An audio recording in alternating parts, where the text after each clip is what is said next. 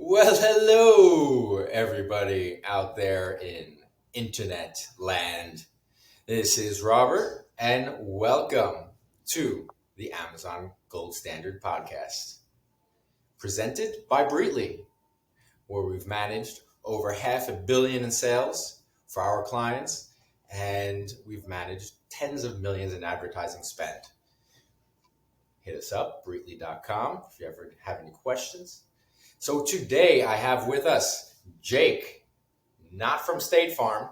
Not from State Farm. He is actually, he used to run Amazon accounts. I used to work with Jake, and he's no longer in the Amazon game. He clocked out. It was pretty tough. Left the building. Left the building.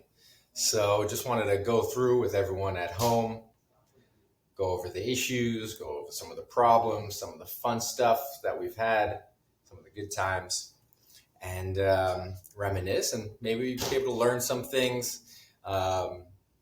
Jake might have some positives, might have some negatives and experiences. I'll back up Amazon. I'll be here to protect you, Mr. Bezos. And all right, so let's just get into this. So, Jake, how long ago were you working with me and helping us Probably manage Amazon accounts? it's about like 2 years ago now. 2 years ago, you left 2 years ago I left, and I was there in the world for 3 years.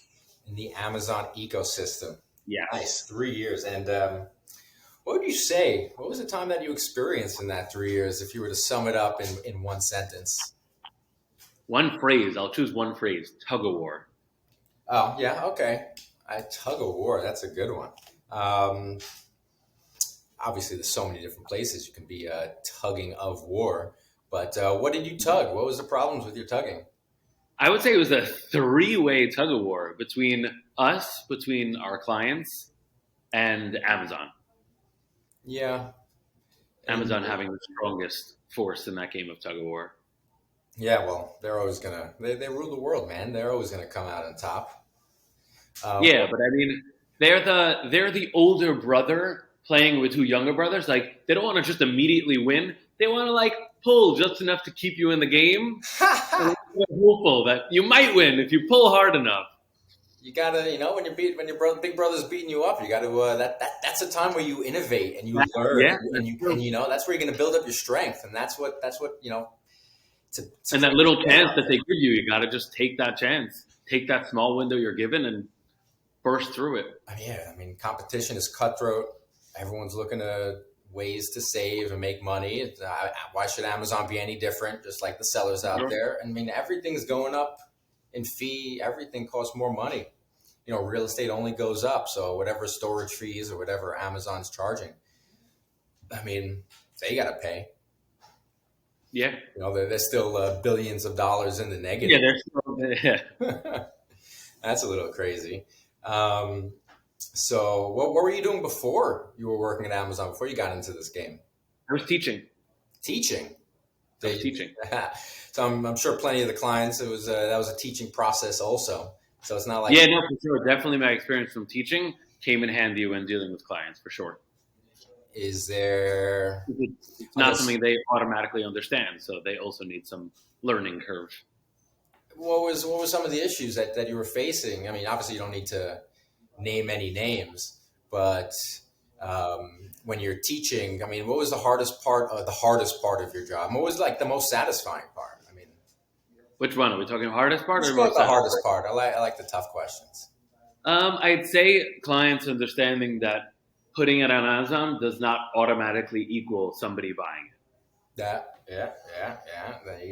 Advertising, spending money, breaking down reports, showing the same number 15 different ways, because not everyone. Those reports.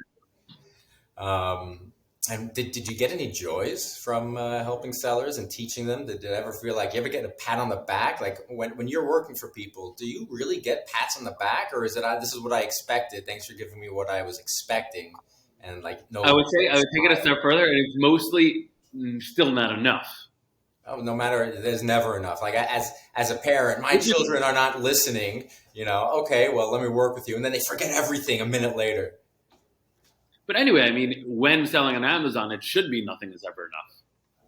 Very Because the true. I second mean, it's enough, then you start to get buried in everything. you become complacent, and Yeah, you're okay, and like you can never be complacent. You always have to be yeah. pushing, pushing. It's never enough. Well, Do listen, do you certainly have? there were a lot. Go ahead. That's what I was asking. Do you have any specific like funny stories, examples? I mean, there's a lot of stuff that happened over the years.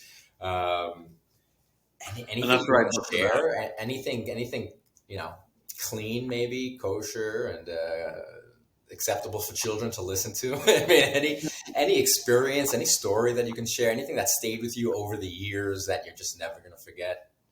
I think I'm never going to forget a client who I was sending him all the information that he needed, and he answered in capital letters, "Stop emailing me." Oh, Yeah, that why? was funny. He was just getting overwhelmed with everything needed to constantly adjust and do, It's and a he was good just deal. like, I don't know, nope, stop, Yeah, just stop.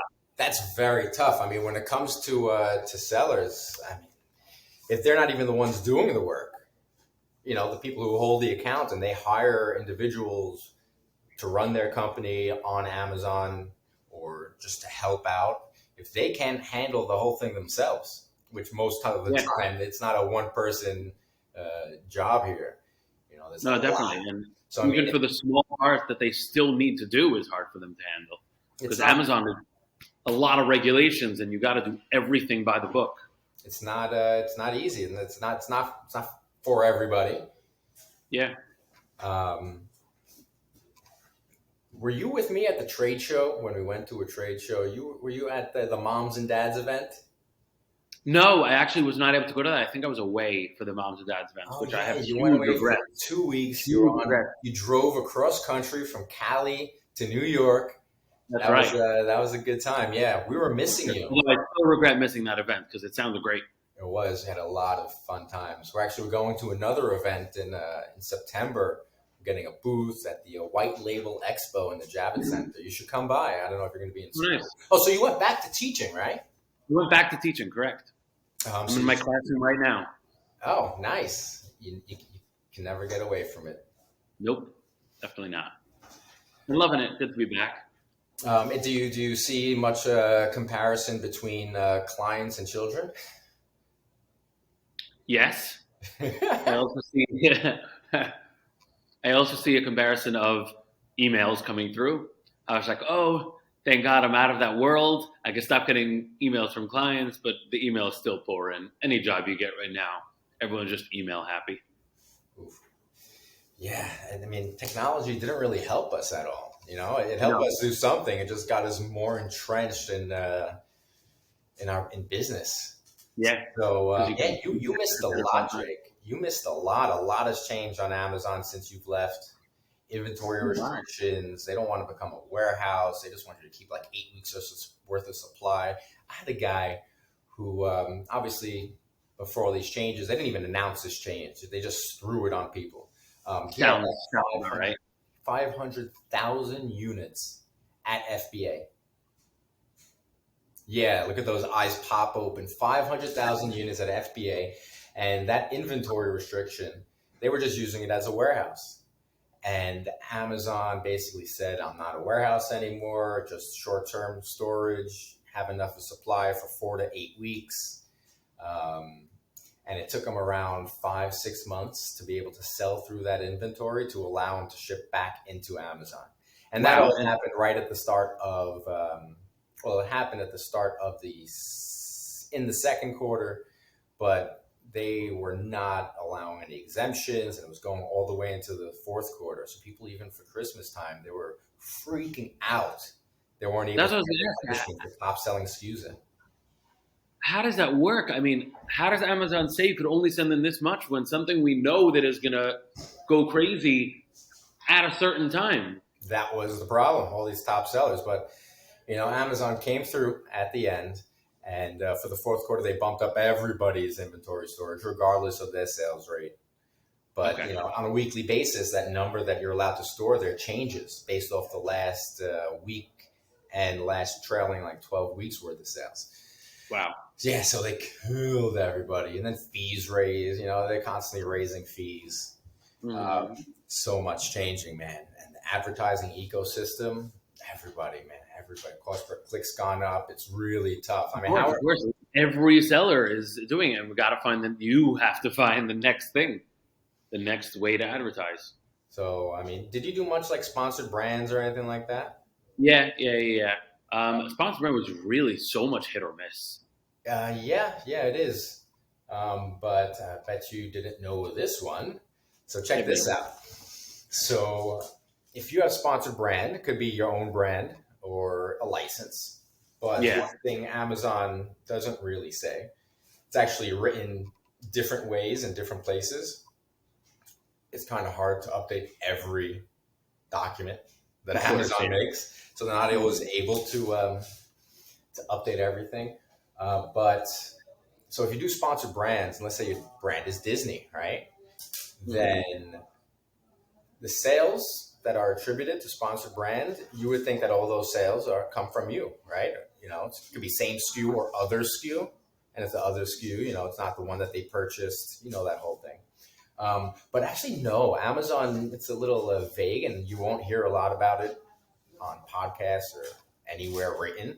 But if anybody clicks on your ad and then buys a different product, doesn't matter who sells it, doesn't even matter if it's in your catalog, but it has to be on the brand. In that brand, if they go and buy somebody else's product on that brand, it registers as a sale on your sponsored brands. So I had a guy who was like, "Oh, my advertising, I had $200,000 in sales from this sponsored brand." And then you look at the time period, and he only had $100,000 of sale on his whole account. And this doesn't click. The details, the looking, putting two and two together. The client didn't realize it. This is obviously before. I mean, this was before that we had them under management, and they came and were able to analyze it and said, "Hey, no, you're not doing as good as you thought. Your ACOS is not really your ACOS, man." Because he has the license, and he sold it makes perfect sense because they made sponsored brands for the brand themselves. They want Disney to make these sponsored brands so that wherever the sale goes, Disney's getting money. Yeah, I mean, so some of the brands, some of the brands that will remain nameless, but you've dealt with some of these brands before on some of these accounts, but they don't want to spend. They don't want to spend on Amazon. They're leaving it to their licensees to spend the advertising dollars because part of their contract, they have to spend, marketing dollars. And, whether it's a photograph or even just the content writing, Amazon, these licenses let the licensees count that towards their marketing budget that they're required to spend. But not every brand wants to spend money. They're not realizing it. Why would they spend money to generate sales for their clients? It's on their clients, for their licensees. It's their licensees' responsibility to spend that. Especially since they're the ones being approached by these companies saying, "I want to sell your license." Like, all right, then you do everything. Exactly. It is their responsibility. You're coming to me asking for a favor. Yeah. Fredo, is that the Godfather? Godfather, correct. Nice. You were a movie junkie, right? Yeah. Movie, music. Aren't we all? So, does anyone ever call you, ask you for tips and recommendations from your experience on Amazon, or? No. Once in a while, there's one client who will reach out every once in a while and ask a random question. Oh, that's nice. Yeah. Did he sell scarves? He did not sell scarves. Oh, okay. God. Come on, I want some stories. I want to share with some people at home some funny things. Maybe the next one. I mean, should I read out the recent text conversation? Dude, bring up whatever you want, whenever. Remember when I was keeping all the excuses from VAs for why they were not working? I have friends that refuse to believe those messages to this day. Dude, there was some crazy things. There was like, sorry, actually, my father's dying right now, Didn't he so I already can't make it today. die? I mean, it's not funny. It's not funny to laugh at, but No, but the way they would so bluntly, like, just like, yeah, I mean, I'm sorry for your loss. All these things that like you don't really want to talk about in public. It could be the difference of culture. And yeah, definitely could working be. with people overseas, um, and just repeating. I mean, not everyone is able to take and remember things. That's why good having good help is really hard to come by. And No, good cheap help is hard to come by. oh, okay, yes, all right. Good cheap help is hard to come by. Um, is there? Wait a minute. Okay, you ready? Yeah, give me one, bro. I got a message from an old client saying, I haven't spoken to this man in 3 years. Okay. Hi, Jake. Can we meet around 1 o'clock? I say, about what? He says, I miss you. That's why. Oh, I remember this one. Yes. I remember I this. say, question mark. And he says, what's so confusing? And I was like, you can't just reach out of the blue to ask me if I can meet around 1 o'clock as if we agreed to meet this week. Like, that's extremely strange. She misses you, or she misses you. Then he says, haha, was just pulling your leg. I was really trying to message a different Jack. Name's not Jack, it's Jake, but that's besides the point. Hope all is well. And I said, oh, okay, that actually makes a lot of sense. Then he responds with, I love you. Oh. Not sure what to do with that either. So I said, I hope all is well too. Take care. He says, what are you doing these days? How's Amazon? Didn't answer. You didn't tell him you loved him back? No, I just sent heart emojis. Oh, well, that's polite. That's a good way of like turning someone down. Oh man, lots of crazy stuff. And we had some interesting clients at the time. Remember the toy client? Not for Yes. kids, not the kids' toys. The adults. Oh, those were very interesting. It's And we had to sell them as if they were massagers. they actually some of them sold out. You didn't know that? Yeah, some of the items sold out, but we just couldn't really replenish them. Oh, yeah, I was around for that. That was one item. Yeah. And it's kind of tough with the labeling and the polybagging and trying to get around. I mean, there was nothing to get around, just having to do it the right way. I didn't get the notification that they sold out. My phone was on vibrate. Oh, I like that one. I like that one. I like that one. Yeah, that was a very interesting game because you can't advertise for stuff like that. So we had to pay to play cover game here. For massage therapy. Yeah. That's all it is. Always playing the game. And as you're bringing that one up, someone else earlier this week just emailed me saying about like CBD and hemp. About we have, I don't know, they grow it. They grow this stuff themselves. Cultivators, I don't know what the right terminology is, but they manufacture the product and they make whatever goods they can from those raw materials. And I started looking it up, and in the UK, CBD products are on a beta to allow for selling, so you don't have to put it into like the omega 369 workaround that I see a whole bunch of people doing. You have to get on that because I remember I went to one of the shows and every single person doing hemp and CBD, if I asked them, do you want to sell on Amazon? They were like, yes, please help me sell. Yeah, because they're not able to. That was the whole thing. Yeah. But yeah, in the UK, they're opening it up. And I think from what I was reading that actually hemp oil, hemp seed, as long as there's no CBD or any like psycho ingredients inside of it, then it's actually okay to list it on Amazon from what I've read. I got to do some more research. I'm sure even though it's technically okay, Amazon will find reasons to be like, oh, this, that, and then you have to fight for another 6 months. So the reason for this is because a whole bunch of states are legalizing it, but it's still illegal on a federal level. Mm-hmm. So that's why it's going cross state. The shipments go cross state, and you can't do that. So maybe soon. Right. So I mean, keep it short. We're just under 20 minutes here, but I would love to have you back, Jake. For sure. Let's get some more stories. Let's Just tons. I got a novel full. you put them down on paper, on your phone or Uh-huh. something, so that you can pull them up and we can go through and reminisce the good old times. For sure. Sounds good. All right. I don't know. Do you have like a website, a blog, a podcast? Do you do anything like that, or you're just I like, want to do all those things. I want to have a blog and I want to have a podcast. yeah, you should, man. You're super. I love personality, man. Well, thank you, Robert. You too. Thank you, sir. All right. This is Well, my first time on a podcast. I opened it up now. yeah, I wasn't so nervous. Just rip it off like No, a no, band-aid. no. Mm-hmm. So I appreciate everybody tuning in. That was Jake. This is Rob, the Amazon Gold Standard Podcast, presented by Breetly.